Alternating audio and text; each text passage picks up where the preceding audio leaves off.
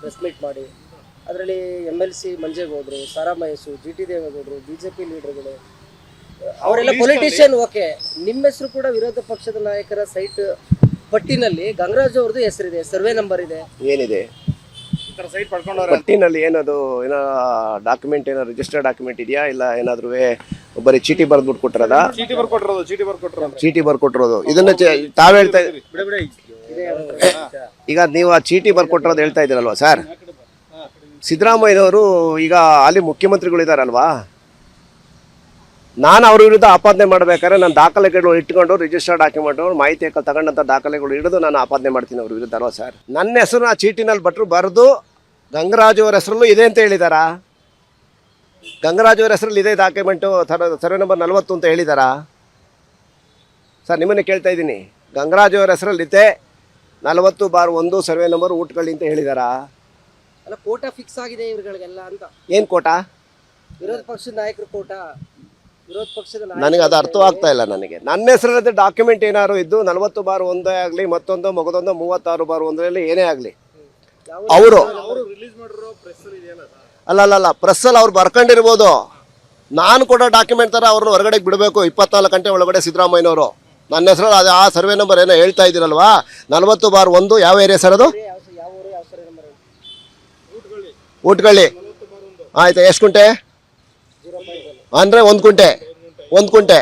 ಆಮೇಲೆ ಹಾಂ ಆಯಿತು, 16 ಕುಂಟೆ. ಇವೆರಡು ಡಾಕ್ಯುಮೆಂಟ್ ಸಂಬಂಧಪಟ್ಟ ಅಷ್ಟೇ ನಾನು ಉತ್ತರ ಕೊಡ್ತೀನಿ, ಬೇರೆದೆಲ್ಲ ಬೇಡ. ಹಿಂದೆ ಮುಂದೆ ಮೇಲ್ಗಡೆದೆಲ್ಲ ನನಗೆ ಸಂಬಂಧ ಇಲ್ಲದದು, ಆಯ್ತಲ್ಲ ಸರ್? ಇವೆರಡು ಡಾಕ್ಯುಮೆಂಟ್ ಏನು ಮಾಧ್ಯಮದಲ್ಲಿ ಸಿದ್ದರಾಮಯ್ಯನವರು ನ್ಯಾಷನಲ್ ಮೀಡಿಯಾ, ಸ್ಟೇಟ್ ಮೀಡಿಯಾ, ಎಲ್ಲ ಮೀಡಿಯಾದಲ್ಲೂ ಎಲ್ಲರ ಎದುರುಗಳನ್ನು ಬಿಡುಗಡೆ ಮಾಡಿದಾರಲ್ವಾ, ನಾನು 24 ಗಂಟೆ ಒಳಗೆ ಅವರು ಅದನ್ನು ಪ್ರೂವ್ ಮಾಡಬೇಕು. ಹೌದು, ನಂದು ಆಸ್ತಿ ಅನ್ನೋದು ಅವ್ರು ಪ್ರೂವ್ ಮಾಡಬೇಕು ಸಿದ್ದರಾಮಯ್ಯನವರು. ಸುಮ್ಮನೆ ಗಾಳಿಯಲ್ಲಿ ಗುಂಡು ರಾಜಕಾರಣಿಗಳು ವಿರುದ್ಧ ಹೊಡ್ಕೊಳ್ಳಿ ಗುಂಡನ್ನ. ಈ ನನ್ನ ಮಾಹಿತಿ ಹಾಕು ಅದೇ ಇವನ RTI ಕಾರ್ಯಕರ್ತರು ಇರೋದಲ್ಲ, ಅವ್ರು ಗಾಳಿಯಲ್ಲಿ ಗುಂಡು ಹೊಡೆಯೋದು. ಅವ್ರು ಬಿಡುಗಡೆ ಅಲ್ಲ, ಅವ್ರು ಏನಾರು ಬರ್ಕೊಳ್ಳಿ, ಅದು ನನಗೆ ಸಂಬಂಧ ಇಲ್ಲದ.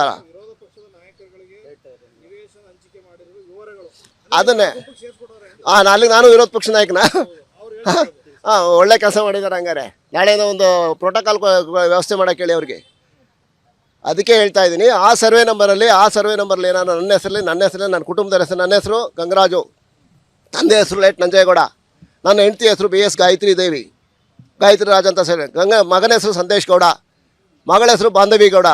ಇಷ್ಟು 4 ಜನದ ಹೆಸರಲ್ಲಿ ಏನಾದ್ರು ಡಾಕ್ಯುಮೆಂಟ್ ಯಾವ್ದಾದ್ರು ಒಂದು ಡಾಕ್ಯುಮೆಂಟ್ ಅವ್ರು ಹೊರಗಡೆ ಇಟ್ಟರೆ ಅವ್ರ ಮನೆ ಹತ್ರ ನಿಂತ್ಕೊಂಡು ವಾಚ್ಮನ್ ಕೆಲಸ ಮಾಡ್ತೀನಿ. ಅದನ್ನು ಮಾಡ್ಬೇಕು, ಹೇಳ್ಬೇಕು. ಅವರು ಕೇಳಿ, ನೀವು ಅವ್ರನ್ನ ಕೇಳ್ಬೇಕು. ಇವಾಗ ನಮ್ಮನ್ನು ಕೇಳ್ತೀರಲ್ವ ಸರ್? ಡಾಕ್ಯುಮೆಂಟ್ ಕೊಡಿ ಸರ್, ಅವ್ರ ಹೆಸರಿಗೆ ಮಾಡಿದಿರಾ ಇಲ್ವಾ ಅಂತ ಕೇಳ್ತೀರಲ್ವ ಸಾಹೇಬ್ರೆ? ಈಗ ಮುಖ್ಯಮಂತ್ರಿನ ಕೇಳಬೇಕಲ್ವಾ? ನಾನು ಹಿಂಗೆ ಹೇಳಿದ್ದೀನಿ, ಅದನ್ನು ಅವ್ರಿಗೆ ಮುಟ್ಸಿ ಕೇಳಿ. ನನ್ನ ಪಾತ್ರ ಇಲ್ಲ ಅಂತ ಹೇಳ್ತಾ ಇದ್ದೀನಿ. ನನ್ನ ಪಾತ್ರ ಇಲ್ಲದಕ್ಕೆ ನಾನು ಮೀಡಿಯಾ ಮುಂದೆ ಬಂದಿರೋದು. ನೀವು ಕರೆದಾಗೀಗ ನನ್ನ ಹೆಸರೇ ಡಾಕ್ಯುಮೆಂಟು ನಾನು ಮಾಡ್ಕೊಂಡಿದ್ದೀನಿ ಅಂತ ಅವ್ರು ಪ್ರೂವ್ ಮಾಡಬೇಕು 24 ಗಂಟೆ ಒಳಗಡೆ. ಇಲ್ಲ ಅಂದರೆ ನಾನು ಘನ ನ್ಯಾಯಾಲಯದ ಮೊರೆ ಹೋಗ್ತೀನಿ ಅವ್ರ ವಿರುದ್ಧ, ಕಾನೂನು ಕ್ರಮ ತಗೊಳ್ಳಿಕ್ಕೆ. ನೋಡೋಣ, ನಮ್ಮ ವಕೀಲರ ಜೊತೆ ಡಿಸ್ಕಸ್ ಮಾಡ್ತೀನಿ. ಡೆಫಮೇಷನು ಇನ್ನೊಂದು ಆಮೇಲೆ ಅಲ್ಲಿ ಕೂತಿರೋರೆಲ್ಲರ ವಿರುದ್ಧನೂ, ಆ ಸಭೆಯಲ್ಲಿ ಕೂತಿದ್ರಲ್ಲ, ಯಾರ್ಯಾರು ಕೂತಿದ್ರಲ್ವಾ ಅವ್ರು ಅಷ್ಟು ಜನನೂ ಪಾರ್ಟಿ ಮಾಡ್ತೀನಿ. ಮತ್ತೆ ಹೌದು, ಒಬ್ಬರ ವಿರುದ್ಧ ಮಾಡಬೇಕಾದ್ರೆ ಒಬ್ಬ RTI ಕಾರ್ಯಕರ್ತ ತುಳಿಯೋದು ಹಿಂಗಲ್ಲ, ದಾಖಲೆಗಳು ಇಡಬೇಕು, ಮಾತಾಡಬೇಕು. ಅವ್ರ ಥರ ರಾಜಕಾರಣಿಗಳು ಒಬ್ರಿಗೊಬ್ರು ಕೆಸರು ಇರ್ತಾರಲ್ಲ, ಅದಲ್ಲ. ನನ್ನ ಎದುರು ಮಾಹಿತಿ ತಗೊಳ್ಳಿ, ಡಾಕ್ಯುಮೆಂಟ್ ರಿಲೀಸ್ ಮಾಡೋಕ್ಕೇನು ಅವ್ರಿಗೆ ಬಿಡುಗಡೆ ಮಾಡಬೇಕು 24 ಗಂಟೆ ಒಳಗೆ. 24 ಗಂಟೆ ಒಳಗೆ ಬಿಡುಗಡೆ ಮಾಡಲಿಲ್ಲ ಅನ್ನೋ ನೋಟಿಸ್ ಕೊಡಿಸ್ತೀನಿ ನಾನು ಲೀಗಲ್ ಇದೆ. ಹಾಂ ಕೊಡ್ತೀನಿ, ನನ್ನ ಮಾನನಷ್ಟ ಮೊಕದ್ದಮೆ ಹಾಕ್ತೀನಿ. ಯಾಕೆ ನನಗೆ ಬಿಟ್ಟಿದ್ದ, ನನ್ನ ವಿವೇಚನೆ ಬಿಟ್ಟಿದ್ದು. 1 ರೂಪಾಯಿಗೆ ಹಾಕ್ತೀನಿ, ಅದು ಬೇರೆ ವಿಷಯ. ಯಾಕೆ ಹಾಕ್ಬಾರ್ದು? ಹಾಂ ಅಲ್ಲ, 1 ರೂಪಾಯಿ ಆಗಲಿ ಡೆಫಮೇಷನ್ ತಾನೇ ಅದು ಅಲ್ವಾ? 1 ರೂಪಾಯಿ ಕೇಳೋಣ ಬಿಡಿ, ಅದು ಬೇರೆ ವಿಷಯ. ಮಾನನಷ್ಟ ಮೊಕದ್ದಮೆ 1 ರೂಪಾಯಿ ಕೇಳ್ಬೋದು, ಕೋಟಿ ಕೇಳ್ಬೋದು, 100 ಕೋಟಿ ಅದು ಬೇರೆ ವಿಷಯ. ಅವ್ರು 24 ಗಂಟೆ ಒಳಗೆ ಅದು ಕ್ಲಾರಿಫಿಕೇಶನ್ ಕೊಡಬೇಕು. ಅದು ಹೌದು, ಕೊಡಲಿಲ್ವಾ? ಹೋಗಿ ಕಮಿಷನರ್ ಕಚೇರಿಗೆ ಹೋಗಿ ನನ್ನ ವಿರುದ್ಧ ದೂರು ಕೊಡಲಿಲ್ಲ, ಬಂದಿಸಿ ಅಂತ ಹೇಳ್ಬಿಟ್ಟು ಹೋರಾಟ ಮಾಡಲಿಲ್ವಾ? ಕೂತ್ಕೊಂಡು ಅಕ್ಕಪಕ್ಕದವ್ರು ಕೂತ್ಕೊಂಡು ಹೇಳಿಕೆ ಮಾತಾ ಕೇಳಬಾರ್ದು. ಮಾನ್ಯ ಮುಖ್ಯಮಂತ್ರಿ ಪದವಿನಲ್ಲಿ ಕುಂತಿದ್ದೀರಾ. ರಾಜ್ಯದ ನೋಡ್ತಾ ಇಲ್ಲ, ಜಿಲ್ಲೆ ನೋಡ್ತಾ ಇಲ್ಲ, ಬರೀ ದೇಶ ನೋಡ್ತಾ ಇದೆ, ಹೊರ ದೇಶಗಳು ನೋಡ್ತಾ ಇದ್ದಾವೆ ಈ ದೊಂಬರಾಟನ. ಹಾಗಾಗಿ ಮಾತಾಡಬೇಕಾದ್ರೆ ಅಕ್ಕಪಕ್ಕದವ್ರು ಕೊಟ್ಟಂಥ ಡಾಕ್ಯುಮೆಂಟ್ಗಳು ಅದನ್ನು ಪರಿಶೀಲನೆ ಮಾಡಬೇಕು. ಮಾಧ್ಯಮದವ್ರಿಗೆ ಹೇಳಿಕೆ ಕೊಡಬೇಕಾದ್ರೆ ಮಾನ್ಯ ಮುಖ್ಯಮಂತ್ರಿಗಳು ಯಾರೋ ಪಕ್ಕದಲ್ಲಿ ಕೂತ್ಕೊಂಡವ್ರು ಕೊಟ್ಬಿಟ್ರೆ ಮಾತಾಡೋದಲ್ಲ. ನಗರಾಭಿವೃದ್ಧಿ ನಮ್ಮ ಮೂಲ ಪ್ರಶ್ನೆ ಸರ್, ಏನು ಊಟಗಳಿದು ಮತ್ತೆ ಕೊಪ್ಪಳೂರ್ದು ಹೇಳ್ತಾರೆ, ಏನು ಸರ್ ಅವು ನನಗೆ ಗೊತ್ತಿಲ್ಲ ನಾನು ಹೆಂಗೆ ಹೇಳಿ? ಗೊತ್ತಿಲ್ಲದ ವಿಷಯ ನಾನು ಹೆಂಗೆ ಹೇಳಿ? ಹೆಸರು ಆಗ್ತಾರೆ ಕೇಳಿ, ಅವ್ರನ್ನ ಕೇಳಿ. ಮೂಡದೊಳಗಡೆ ಈ ತರದ ನಾನು ಅದೇನು ಅಂತ ನನಗೆ ಹೆಂಗೆ ಗೊತ್ತಪ್ಪಾಜಿ? ಮೂಡದೊಳಗಡೆ ಈ ತರದ ಚೀಟಿ ವ್ಯವಹಾರ ಆಗಿಲ್ಲ ಅಂದ್ರೆ ಸಿಎಂ ಕೂಡ ಹೇಳ್ತಿರ್ಲಿಲ್ಲ. ಯಾವ್ದ್ರಲ್ಲಿ? ಮೂಡದೊಳಗಡೆ ಡಾಕ್ಯುಮೆಂಟ್ ಬಿಡುಗಡೆ ಮಾಡ್ಬೇಕಲ್ವ ಸರ್? ಡಾಕ್ಯುಮೆಂಟ್ ಬಿಡುಗಡೆ ಮಾಡಬೇಕು, ಬರೀ ಬಾಯಿ ಮಾತಲ್ಲ ಹೇಳ್ಬಾರ್ದು. ಲಂಚ ಪಡೆಯಕ್ಕೆ ಯಾರು ರೆಸಿಪ್ಟ್ ಕೊಡ್ತಾರೆ ಅಂತ ಹೇಳೋದು. ಲಂಚ ಪಡೆದವ್ರು ಯಾರು ರೆಸಿಪ್ಟ್ ಕೊಡ್ತಾರೆ? ಲಂಚ ತಗೊಂಡಿದೀವಿ ಅಂತ ಪ್ರೂವ್ ಮಾಡ್ಬೇಕಲ್ವ? ಆಗ ನೀವು ಲಂಚ ತಗೊಂಡಿದೀವಿ ಅಂತ ನಾವು ನಿಮ್ಮ ಮೇಲೆ ಆಪಾದನೆ ಮಾಡಬೇಕು ಅಂದ್ರೆ ನಾನು ಪ್ರೂವ್ ಮಾಡ್ಬೇಕಲ್ವಾ? ಮತ್ತೆ ಬಾಯಲ್ಲಿ ಹೇಳಕ್ಕಾಗತ್ತ? ಹಂಗಾರೆ ಕೋಟ ಫಿಕ್ಸ್ ಆಗಿದೆ ಅಂತ ಅವ್ರು ಯಾರು ಬೇಕಾದ್ರೂ ಯಾರ ಹೆಸರು ಬೇಕಾದ್ರೂ ಕೋಟ ಫಿಕ್ಸ್ ಆಗಿರೋದು ಏನಾರು ಇದನ್ನ ಮಾಡ್ಕೊಂಡಿದಾರಂತ, ರೆಸಲ್ಯೂಷನ್ ಪಾಸ್ ಮಾಡ್ಕೊಂಡವ್ರಂತ, ನನಗೆ ಕೋಟ ಕೊಡ್ತೀನಿ ಅಂತ ನಿಮ್ಮ ವಿರುದ್ಧ ಸಿದ್ದರಾಮಯ್ಯನವರಿಗೆ ಏನಾದರೂ ತಪ್ಪು ಕೊಟ್ಟಿರ್ಬೋದು. ಅವ್ರು ಅದನ್ನ ಪರಿಶೀಲನೆ ಮಾಡ್ಬೇಕಲ್ವಾ ಸರ್? ಯಾರೋ ಒಬ್ಬ ಕೊಟ್ಟಿದ್ದಂಗೆ ಡಾಕ್ಯುಮೆಂಟ್ಗಳನ್ನ. ಸಚಿವರು ಪಕ್ಕದಲ್ಲೇ ಕೂತಿದ್ದಾರೆ. ಈ ವೇಳೆ ಪ್ರಶ್ನೆ ಬರೋದಾದ್ರೆ ಮೂಡಾದಲ್ಲಿ ಇರ್ತಕ್ಕಂಥ ಅಧಿಕಾರಿಗಳು ಅಫಿಷಿಯಲ್ಗಳು ಅವರ ನಗರಾಭಿವೃದ್ಧಿ ಡಾಕ್ಯುಮೆಂಟ್ ರಿಲೀಸ್ ಮಾಡ್ಬೋದಿತ್ತು. ಯಾಕೆ ಮಾಡೋ? ಈಸಿ, 5 ನಿಮಿಷ. ಕಾಯ್ಬೇಕು ನಾನು 30 ದಿವಸ ಕಾಯ್ಬೇಕು. ಅದಾದ್ಮೇಲೆ ಅಪೀಲ್ ಕೊಡ್ತಾರೆ. ಇವ್ರದ್ದು ಡಾಕ್ಯುಮೆಂಟ್, ಇವ್ರ ಪತ್ನಿ ಹೆಸರಲ್ಲಿರೋ ಡಾಕ್ಯುಮೆಂಟ್ ಅಂತ ತಗೋಬೇಕಾದ್ರೆ 8 ತಿಂಗಳು ತಗೊಂಡಿದ್ದೀನಿ ನಾನು. 8 ತಿಂಗಳಾದ್ರೂ ಕೊಟ್ಟಿರಲಿಲ್ಲ. ಹಾಗೂ ಇವತ್ತು ಮಾಧ್ಯಮದಲ್ಲಿ ಬಿಡುಗಡೆ ಮಾಡಿದಾರಲ್ಲ ಪೇಪರ್ಗಳು, ಡಾಕ್ಯುಮೆಂಟ್ಗಳು 95 ಪುಟನೋ 94 ಪುಟನ, ಇದರೊಳಗೆ 8 ರಿಂದ 10 ಪುಟಗಳು ಓಡಾದಲ್ಲೇ ಇಲ್ಲ. ಹಂಗಾರೆ ಈಗ ಸೃಷ್ಟಿ ಮಾಡ್ಕೊಂಡ್ರೆ ಇವರು ಫೇಕು ಅಂತ ನಾನು ಹೇಳಲ್ಲ. ಯಾಕೆ ಅಲ್ಲಿ ಹಾಕಿಲ್ಲ ಕಡತದಲ್ಲಿ?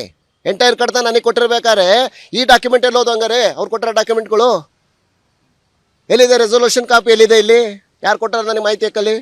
ಮತ್ತು ಸರ್ಕಾರ ಮತ್ತು UD ಬಚ್ಚೇಗೌಡರ ಬಗ್ಗೆ ಹೋಗಿ ದೇವರಾಜು ಪತ್ರ ಕೊಟ್ಟಿರೋದು, ಪತ್ರ ಯಾಕೆ ಮೂಡಾಕ್ ಬಂದು ಬರ್ದಿದ್ದಾರಲ್ಲ, ಅದೆಲ್ಲಿ ಬಂದಿದೆ? ಪತ್ರ ಎಲ್ಲಿದೆ? ಇಲ್ಲಿ ನನಗೆ ಯಾಕೆ ಕೊಟ್ಟಿಲ್ಲ ಹಂಗಾರೆ ಆ ಪತ್ರನ? ನಾನು ಹೇಳಿದ್ದೀನಿ, ಹಲವಾರು ಮಾಧ್ಯಮದಲ್ಲಿ ಹೇಳಿದ್ದೀನಿ. ಏನಂತ? ಈ ಡಾಕ್ಯುಮೆಂಟು ಮೂಡಾದವ್ರ ಒಪಿನಿಯನೇ ತೊಗೊಂಡಿಲ್ಲ ಇವರು ಅಂತ ಹೇಳಿದ್ದೀನಿ. ಯಾಕೆ? ನನಗೆ ಆ ಡಾಕ್ಯುಮೆಂಟ್ ಅವತ್ತು ಸಿಕ್ಕಿದ್ದು ನಾನು ಹೇಳ್ತಿದ್ದೆ. ಯಾಕೆ ಇಲ್ಲಿ ಏನಾಯ್ತು ಡಾಕ್ಯುಮೆಂಟ್? ಯಾಕೆ ಟ್ಯಾಂಪರಿಂಗ್ ಯಾರು ಮಾಡಿರು? 100% ಅದನ್ನು ಕೇಳಿದ್ದೀವಿ. ಖಂಡಿತ ಹೇಳ್ತೇನೆ. ನಾನು ಅದೇ ಹೇಳ್ತೇನೆ, ಈಗಲೂ ಹೇಳ್ತಾ ಇದ್ದೀನಿ. ನಾನು ಆಲ್ರೆಡಿ 2 ಲೆಟರ್ ಬರೆದಿದ್ದೀನಿ. ಸಿದ್ದರಾಮಯ್ಯರು ಇದ್ದಾಗಲೂ ಅವಾಗಲೂ ಸಹ ಅವರು ವಿರೋಧ ಪಕ್ಷದ ನಾಯಕರಿದ್ದಾಗಲೂ BJPಯವರು 9 ಪ್ರಕರಣ BJPಗೆ ಸರ್ಕಾರ 9 ಪ್ರಕರಣ ದಾಖಲೆ ಮಾಡಿದಾಗಲೂ ಸಹ ನಾನು ಕೇಳಿದ್ದೀನಿ ರಕ್ಷಣೆನ. ಈ ಸಂದರ್ಭದಲ್ಲಿ ಬರ್ದಿದ್ದೀನಿ, ಖಂಡಿತ ಬರ್ದಿದ್ದೀನಿ. ಹೌದು, ಮತ್ತೆ ನನ್ನ ಜೀವಕ್ಕೆ ಆಗಲೇ ನನಗೆ ಇಷ್ಟೊಂದು ಆಪಾದನೆ ಇವರು ಏನು ಹೇಳಿಕೆ ಕೊಡಬೇಕಂತಂದ್ರೆ ಏನು ಅರ್ಥ ಅದ ಅಲ್ಲಿಗೆ? ನಾನು ಇವಾಗ ಈಗ ಉತ್ತರ ಕೊಟ್ಟಿದ್ದೀನಿ. ಇವಾಗ ನಾಳೆ ಬೆಳಗ್ಗೆ ಯಾರಾದರೂ ಬರ್ತಾರೆ, ಯಾರು ಹೊಣೆ? ಕಳ್ಳರಿಗೆಲ್ಲ ಇವರು ರಕ್ಷಣೆ ಕೊಡ್ತಾರಲ್ಲ ಸರ್. ಹಿಂದೆ ಮುಂದೆ 2-3 ಜನನ ಲೂಟಿ ಹೊಡೆದಿರ ಯಾರು ಸರ್ ಮೂಡಾದಲ್ಲಿ? ಯಾರಿಗೆ ರಕ್ಷಣೆ ಕೊಡ್ಕೊಂಡು ಕೂತಿದ್ದೀರಾ ಸರ್? ಎಷ್ಟು ಜನ MLAಗಳು MLCಗಳು ಮಾಡಿಲ್ಲ ಸರ್? ನೋವಾಗುತ್ತೆ ನಮಗೂ. ಡಾಕ್ಯುಮೆಂಟ್ ಇಟ್ಕೊಂಡು ಮಾತಾಡಲಿ ಸಿದ್ದರಾಮಯ್ಯನವರು. ಬಿಟ್ಬಿಟ್ಟು ಬಾಯಿ ಚಪ್ಪಲಕ್ಕೋಸ್ಕರ ಮಾತಾಡೋದ್ರಲ್ಲಿ ಬೇರೆ ರಾಜಕಾರಣಿಗಳ ವಿರುದ್ಧ ಮಾತಾಡ್ಕೊಳ್ಳಿ. ಯಾರು ಬರ್ಕೊಟ್ಟಾರಲ್ಲ ಚೀಟಿ, ಅವ್ರ ವಿರುದ್ಧ ಮಾತಾಡ್ಕೊಳ್ಳಿ. ಬೇಕಾದ್ರೆ ಅವ್ರು ಉತ್ತರ ಕೊಡ್ತಾರೋ ಬಿಡ್ತಾರೋ, ಎಸ್ಕೇಪ್ ಆಯ್ತು ನನಗೆ ಗೊತ್ತಿಲ್ಲ. ನಾನು ಸರಿಗಿದ್ದೀನಿ. ತೊಗೊಂಬರ್ಲಿ ಅವರು 24 ಗಂಟೆ ಒಳಗೆ ಟೈಮ್. ಅವ್ರಿಗೂ 24 ಗಂಟೆ ಒಳಗೆ ಅವ್ರು ಹೇಳ್ಬೇಕು, ನನ್ನ ಹೆಸರು ಡಾಕ್ಯುಮೆಂಟ್ ಇರೋದು ಪ್ರೂವ್ ಮಾಡಬೇಕು. Open challenge. ಹಿಂಗೆ ಬರ್ಕೊಳ್ಳಿ ಮಾಧ್ಯಮದಲ್ಲಿ, ಹಿಂಗೆ ಸುದ್ದಿ ಆಗಲಿ, ಗೊತ್ತಾಗಲಿ. ಅವಾಗ ಹಿಡ್ಕೊಂಬರ್ಲಿ ಡಾಕ್ಯುಮೆಂಟ್ ಎಲ್ಲಿಂದ ತರ್ತಾರೆ ಅವರು. ಯಾವುದೋ ಒಂದು ಅಲ್ಲಿ ಹೋಗಿ ಹಂಗಾರೆ ಮೂಡೋದಲ್ಲಿ ನಿಂತ್ಕೊಂಡು ಯಾರ್ದಾರು ಒಂದು ನಿಮ್ಮಂಥವ್ರು ಯಾರು ಬಂದುಬಿಟ್ಟು ಒಂದು ಖಾತೆ ಮಾಡಿಸ್ಕೊಟ್ಬಿಟ್ಟು, ಖಾತೆ ನಂದ ಜಮೀನು ಅದು ಅಂತ ತಿಳ್ಕೊಂಬಿಡೋದ? ಸ್ವಲ್ಪ ಯೋಚನೆ ಮಾಡಿ ಮಾತಾಡಬೇಕು. ಬೈರುತಿ ಸುರೇಶ್ ಅವ್ರು ಹಂಗಾರೆ ಎಷ್ಟು ಜನಕ್ಕೆ ರೆಕಮೆಂಡ್ ಮಾಡಿಸಿಲ್ಲ 50-50 ಅನುಪಾತದಲ್ಲಿ? ಯಾಕೆ 2006ರಿಂದ ವಿಚಾರಣೆ ಮಾಡೋಕ್ಕೆ ಅಂತ ಹೇಳ್ಬಿಟ್ಟು ಆದೇಶ ಮಾಡ್ತಾರೆ ಇವಾಗ? ಯಾಕೆ 2006ರಿಂದ 96 ಯಾಕೆ ಮಾಡಬಾರ್ದು ಹಂಗಾರೆ? ಯಾಕೆ ಇವ್ರು ತಗ್ಲಾಕತ್ತೀವಿ ಅಂತಲ್ಲ ಅಲ್ವಾ ಸರ್? ಮೂಢ ರಕ್ಷಣೆ ಹೌದು, ಮೂಢ ರಕ್ಷಣೆ ಅಲ್ಲ. ಹೌದು, 96ರಲ್ಲಿ 1 ನಿಮಿಷ ಅದ ಇವ್ರ ಪ್ರಕರಣ ಅಂತ ತಗೊಂಡಿ ಸರ್. ಇವ್ರು 2006ರಿಂದ ಯಾಕೆ ಸರ್ ತರ್ತಾ ಇದ್ದಾರೆ? ಇವರು 2006ರಲ್ಲಿ ವಿಚಾರಣೆ ಮಾಡೋಕ್ಕೆ ಅಂತ ಮೊನ್ನೆ ಆದೇಶ ಯಾಕೆ ಸರ್ ಮಾಡಿರು? 96ರಿಂದ ಯಾಕೆ ಸರ್ ಮಾಡಬಾರ್ದು? 96ರಲ್ಲಿ ದೇವರಾಜ್ ಹೋಗಿ ಅರ್ಜಿ ಕೊಟ್ಟಾನಲ್ಲ ಸರ್. ದೇವರಾಜ ಯಾರು ಸರ್ ಅವನು? 96ರಲ್ಲಿ ನಾನು ಕೃಷಿಕ ಅಂತ ಹೇಳ್ತಾನಲ್ವ ಸರ್? ನೌಕರ, ಸರ್ಕಾರಿ ನೌಕರ ಅವನು ದೇವರಾಜ. SSLC ಬೋರ್ಡಲ್ಲಿ ಕೆಲಸ ಮಾಡ್ಕೊಂಡಿದ್ದಾನೆ. ಕೊನೆ ಲಾಸ್ಟಾಗಿ ಆಯುಕ್ತರ ಕಚೇರಿ ಸಾರ್ವಜನಿಕ ಶಿಕ್ಷಣ ಇಲಾಖೆ ರಿಟೈರ್ ಆಗಿದ್ದಾನೆ. ಅವತ್ತು ಅವನಿಗೆ 48 ವರ್ಷ. ಯಾರಿಗೆ? ದೇವರಾಜಂಗೆ. ಅವತ್ತು ಸರ್ವೀಸಲ್ಲಿ ಇದ್ದಾನೆ. ಸರ್ವೀಸಲ್ಲಿ ಹೋಗಿ ನಾನು ಕೃಷಿಕ ಅಂತ ಅರ್ಜಿ ಕೊಡ್ತಾನೆ. ಯಾರಿಗೆ? UDಗೆ, ಬಚ್ಚೇಗೌಡರಿಗೆ. ಇವೆಲ್ಲ ಗೊತ್ತಿಲ್ವ ಅವ್ರಿಗೆ? ಅನುಕ್ಷಣದ ಸುದ್ದಿಗಳಿಗಾಗಿ ವಿಸ್ತಾರ ನ್ಯೂಸ್ ಯೂಟ್ಯೂಬ್ ಚಾನೆಲ್ ಸಬ್ಸ್ಕ್ರೈಬ್ ಮಾಡಿ. ಹೊಸ ಸುದ್ದಿಗಳ ನೋಟಿಫಿಕೇಶನ್ಗಾಗಿ ಬೆಲ್ ಐಕಾನ್ ಕ್ಲಿಕ್ ಮಾಡಿ. ಲೇಟೆಸ್ಟ್ ಅಪ್ಡೇಟ್ಸ್ಗಾಗಿ www.vistaranews.com ವೆಬ್ಸೈಟ್ಗೆ ವಿಸಿಟ್ ಮಾಡಿ. ಅಂಗೈಯಲ್ಲೇ ಜಗತ್ತಿನ ಸುದ್ದಿ ತಿಳಿಯಲು ವಿಸ್ತಾರ ನ್ಯೂಸ್ ಕನ್ನಡ ಆಪ್ ಡೌನ್ಲೋಡ್ ಮಾಡಿ.